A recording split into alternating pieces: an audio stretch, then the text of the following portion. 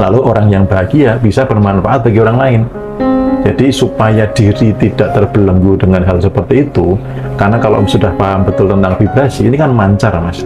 Kalau sakit hati, kesedihan itu mancar, artinya akan terus menarik peristiwa-peristiwa yang mengundang perasaan tentang sedih. Happy hockey! Makin happy! Makin hockey!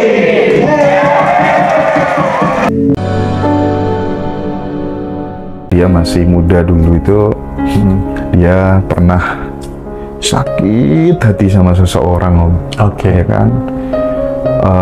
Dia pakai sepeda pancal, terus tiba-tiba sama tetangganya itu yang pakai sepeda motor, sepeda pancalnya itu ditendang gitu, tanpa ada problem apa-apa gitu. Dan sakit hatinya sampai sekarang tuh nggak bisa dilupakan. Nah, itu satu caranya melupakan atau cara menghapusnya bagaimana, dan apakah kemudian itu berpengaruh terhadap kemajuan hidup, kemakmuran gitu. Jadi yang pertama terkait dengan tidak ada problem tapi tiba-tiba kok ditendang. Sebenarnya itu ada problem, Mas, di diri yang nendang. Di diri yang nendang. Di temennya yang nendang tadi, yang pakai motor, yang nendang sepeda pancal, ini sebenarnya ada problem. Pada prinsipnya gini, orang yang bahagia, dia tidak akan menyakiti yang lain. Yaitu sebuah pola paten. Siapapun itu yang bahagia, dia tidak akan menyakiti yang lain. Oh, berarti kalau masih ada yang suka ngericui orang lain, nyakitin orang lain, tanda bahwa dia belum bahagia.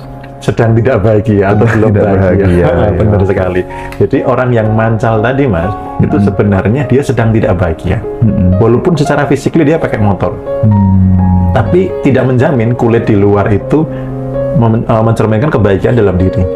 Sehingga dia perlu resek, perlu menyakiti yang lain. Bisa jadi dia sebel di rumah, bisa jadi kurang perhatian, bisa jadi kurang kasih sayang, bisa jadi ada problem tertentu.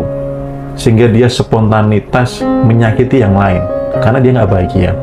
Nah, pertama. Yang kedua, dari posisi yang dipancal. Kalau menjaga sakit hati itu sebenarnya yang rugi siapa? Yang mancal nggak rugi, tapi dirinya rugi. Nah, makanya perlu dilampaui dengan, oh berarti waktu itu teman saya sedang tidak bahagia, kasihan ya dia gitu. Nah, kemudian orang yang bahagia itu mudah menarik kebahagiaan yang lain. Jadi lepaskan itu. Lalu orang yang bahagia bisa bermanfaat bagi orang lain.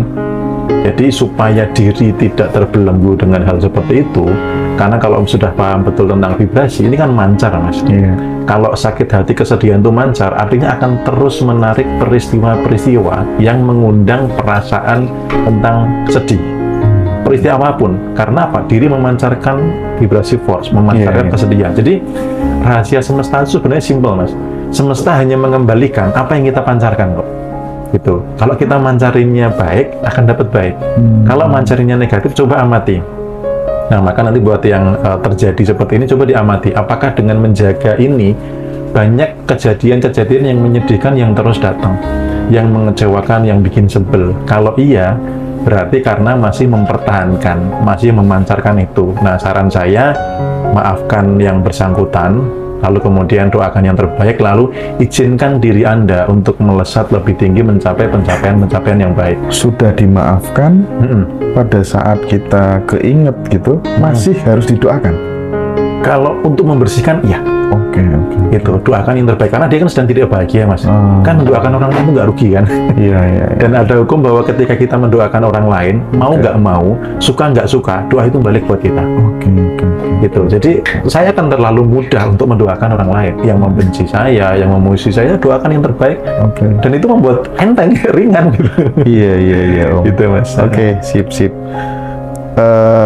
Dan ketika kemudian kita sudah memaafkan, pas waktu kita ingat beliau yang menyakiti kita itu, justru malah kita doakan supaya menjadi lebih baik, itu juga mungkin akan berimplikasi positif ya terhadap kemakmuran yang kita idealkan dan kita cita-citakan ya, Om Bimo. Betul.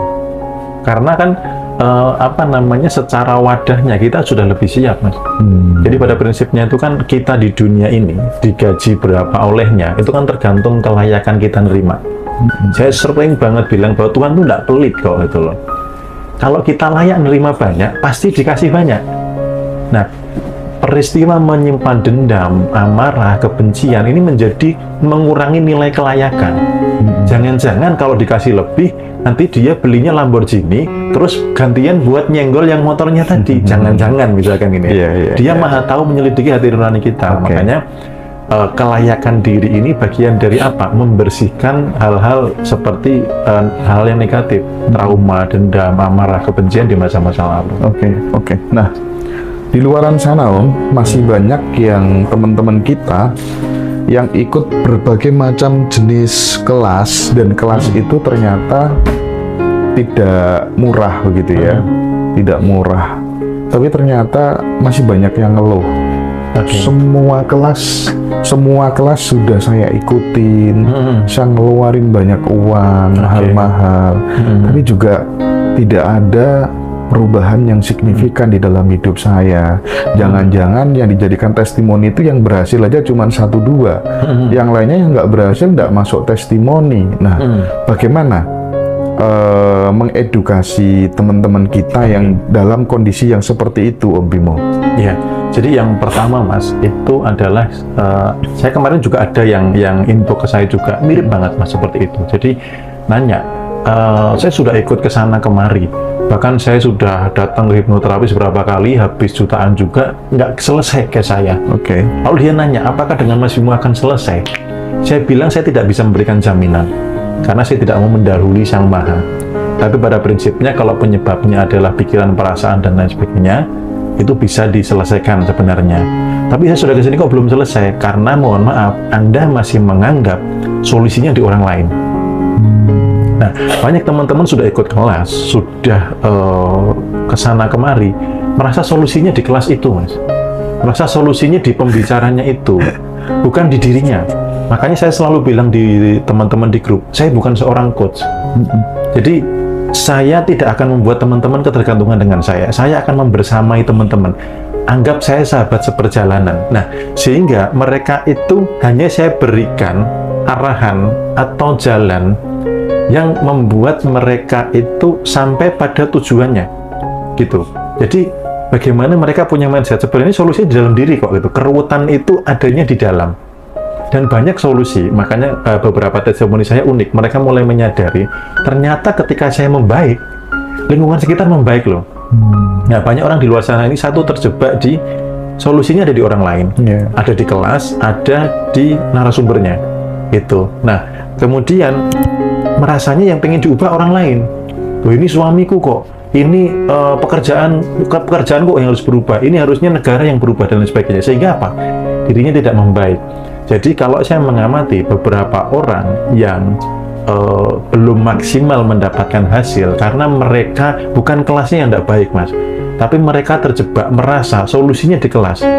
Bahkan di Happy Hockey pun ada yang masih merasa masuk Happy Hockey hanya untuk tahu, Mas. Itu banyak. Kenapa nggak mengalami perubahan? Karena hanya pengen tahu. Oh, Happy Hockey begini. Nah, kalau terjebak hanya ingin tahu, dapatnya Anda pengetahuan toh. Nah, supaya dapat manfaat kayak kemarin yang di-share Bu Ike, apa? Satu, memahami betul isinya. Yang kedua, mengalami, Mas. Karena ilmu kehidupan itu nggak cukup tahu toh. Misalkan, oh tahu caranya sabar. Kalau Anda nggak mengalami yang namanya kesabaran, Anda nggak dapat manfaatnya, gitu. Jadi teman-teman yang belum, coba cek apapun yang sudah pernah diikuti, coba pahami betul, lalu alami supaya mendapatkan manfaatnya. Karena kalau hanya sekedar tahu, ya dapatnya, oh ya saya sekarang sudah tahu, gitu. Akhirnya nggak mengalami dampak apa-apa, gitu.